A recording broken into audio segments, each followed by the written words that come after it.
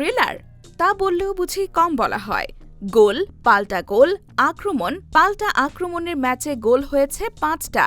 নাটকীয় ম্যাচ রং বদলেছে তার চেয়েও বেশি। সেই ম্যাচে কেপ ভার্দে সামর্থ্যের শেষ বিন্দু দিয়ে লড়েছে, বিশ্ব চ্যাম্পিয়ন আর্জেন্টিনাকেও তাই করতে বাধ্য করেছে।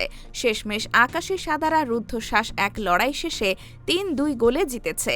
এই জয়ের মধ্য দিয়ে বিশ্বকাপের শেষ ১৬তে জায়গা করে নিয়েছে বিশ্ব চ্যাম্পিয়নরা। ম্যাচের ৩০ মিনিটে দুর্দান্ত এক গোলে আর্জেন্টিনাকে এগিয়ে দেন লিওনেল মেসি। লিসান্দ্রো মার্তিনেজের লং বল থেকে বক্সে ঢুকে গোলরক্ষককে একা পেয়ে গোল করেন তিনি। এটি ছিল বিশ্বকাপে মেসির ২০তম গোল। এই ব্যবধান নিয়েই বিরতিতে যায় দুই দল। দ্বিতীয়ার্ধের ৫৯ মিনিটে সমতা ফেরায় কেপ ভার্দে।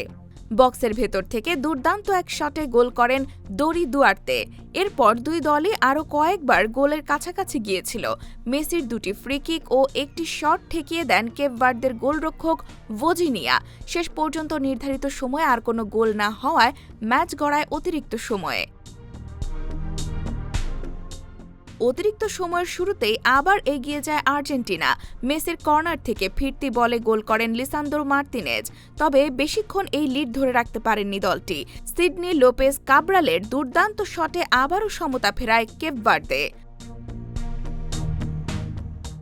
শেষ পর্যন্ত ম্যাচের ১১১ মিনিটে জয়সূচক গোলটি করেন ক্রিস্টিয়ান রোমেরো। মেসির কর্নার থেকে হেডে বল জালে জড়ান তিনি। এরপর কাব্রালের আরেকটি দুর্দান্ত ফ্রি কিক ঠেকিয়ে দেন গোলরক্ষক Emiliano Martinez.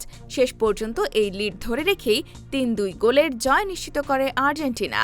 IBTV USA, new York.